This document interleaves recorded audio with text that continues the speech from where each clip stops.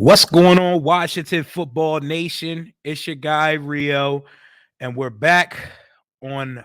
I don't even want to call this a misery Monday. Like this shit feels like a funeral, a wake.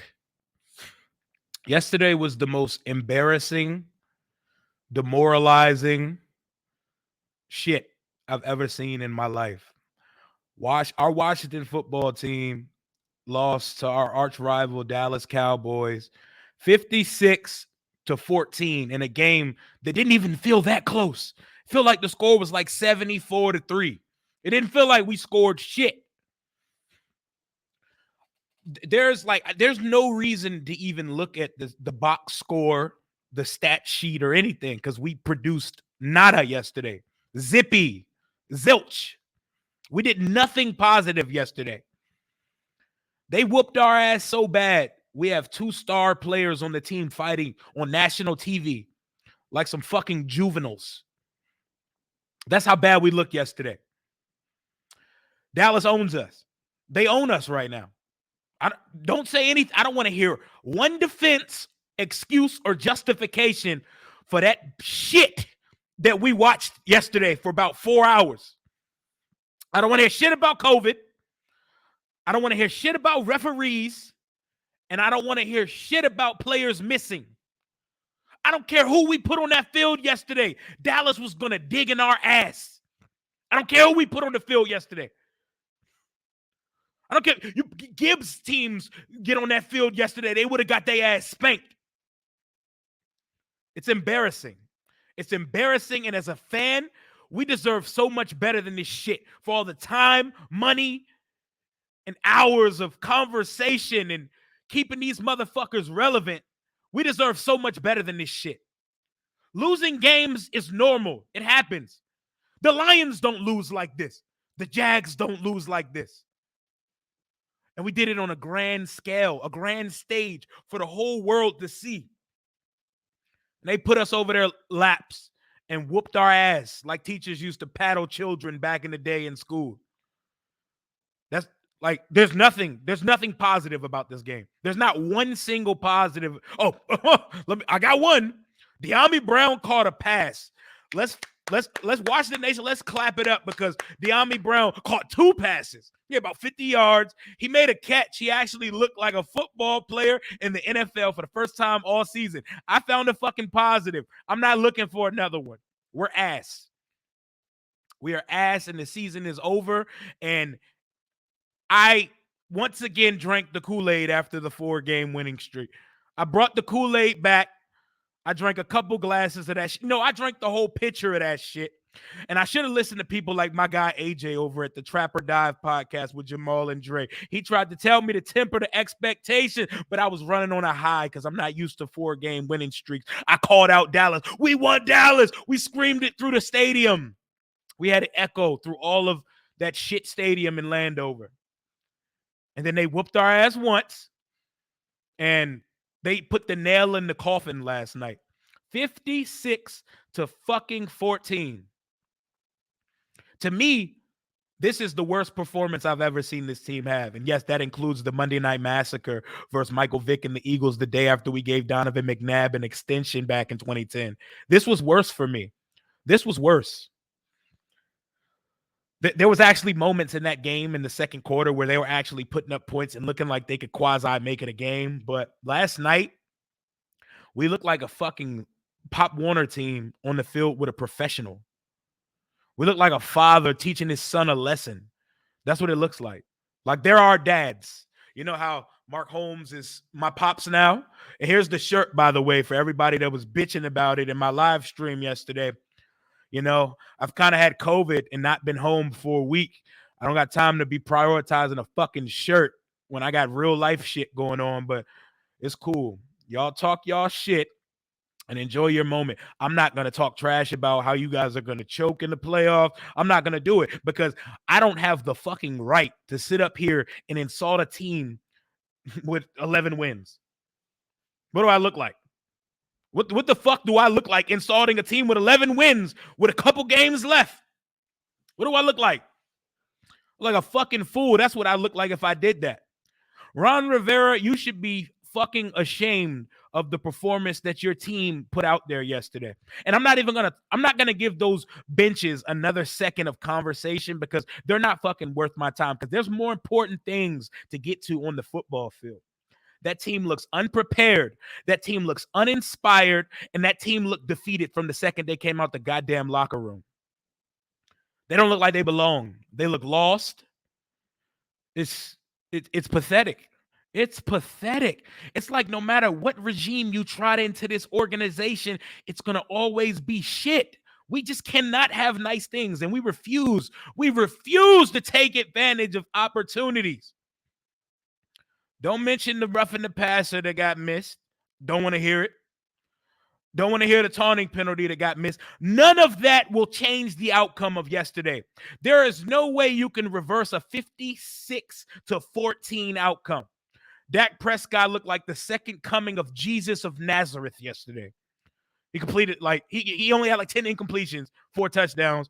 He probably could have thrown for 600 if they would have let him in. But the generous holiday spirit that we're in, we say, "Oh, Dakota, put your backup in. Put Cooper Rush in the game. He can get some too.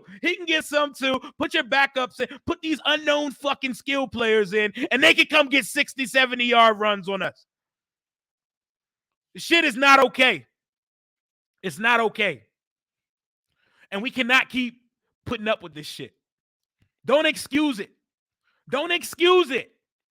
Don't justify it. Just accept it. We are trash, bruh. Yes, this is not what I was saying a couple weeks ago. Remember how I told you how opinions change when presented with new data? Here's the new data that was probably the data the whole time, but we drank the Kool-Aid. We suck. We're not good. And our quarterback room is once again the toilet of the NFL. Taylor Heinicke is a backup quarterback. He has no business starting football games in the NFL. No business. Neither does Kyle Allen.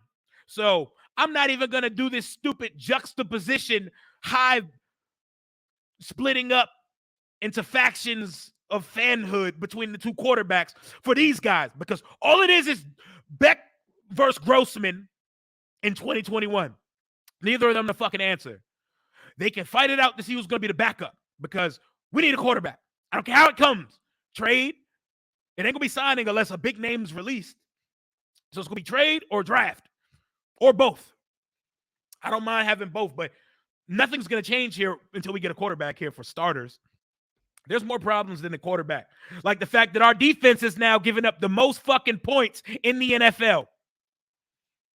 You know, that defense that Mike Greenberg, Emmanuel Acho, and all the pundits were just so glowing about. You know, the defense that a lot of fans said, "Oh, just keep building this. We don't need a quarterback. We can build around the quarterback." No, the fuck we can't. No, we can't. Defenses regress. It's very rare to see teams like the Legion of Boom, who built this fire-ass defense, and it lasts for a while. But even that shit came to an end. You know what doesn't come to an end? A fucking great quarterback. A great quarterback gives you a chance every year, and they mask the deficiencies on a shit roster. All these players we're spending this money for that are not on the field giving us anything. This shit, it just unnerves me. Like, I am unhinged right now. Like, this shit makes me want to unrenew my season tickets for 2022. Because what the fuck am I even going to be watching? We don't know what the fuck the name's going to be yet. But honestly, the name is the last fucking thing I'm worried about right now. I'm dropping big F-bombs today, by the way. I don't care. I'm letting it fly.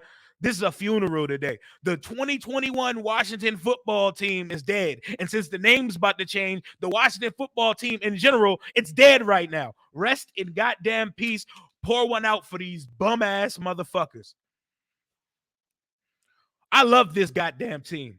I go out and watch them every Sunday when they play at home. We go risk our health during these COVID times to go support this stupid-ass football team that doesn't love us back. They don't love us back, man. They're that spouse that just constantly abuses you, and you just keep coming back because that little inkling of change that you feel is coming one day, it's never coming. I don't know what we're waiting for at this point. I don't know what we're waiting for at this point. Yes, I've seen lower days. I've seen lower moments in this franchise's history under the ownership of Daniel the Dweeb.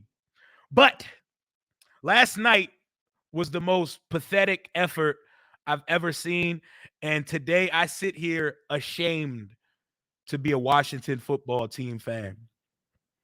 I bleed burgundy and gold until the death of me, but I'm embarrassed to even put on the fucking colors today. I just don't understand. How do you lose like that for the whole world to see? You're a professional football team. A professional football team of millionaires. And y'all are fighting on the sideline like some bitches. Poking people in the temple. Deron Payne, you can sit the hell down. You ain't done shit this year. That dude you poked on the temple, that's our all-pro captain right there. Talk to him nice.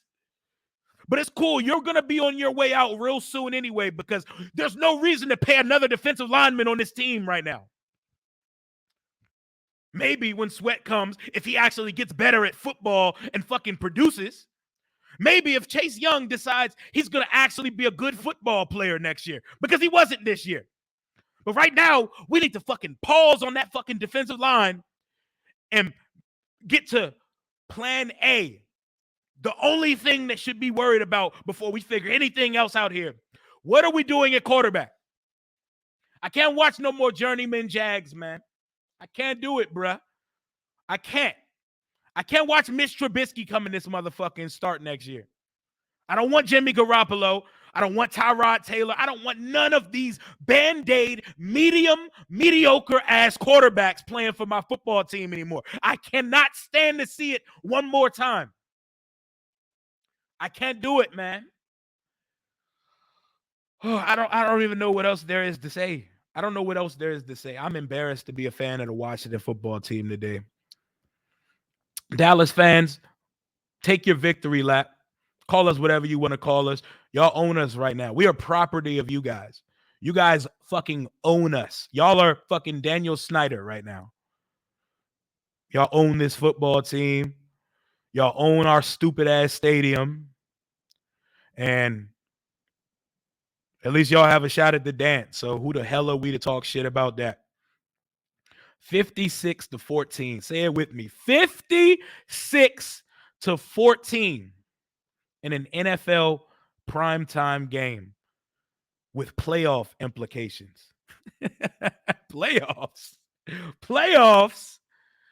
We fooled ourselves into believing that this team was a real postseason threat.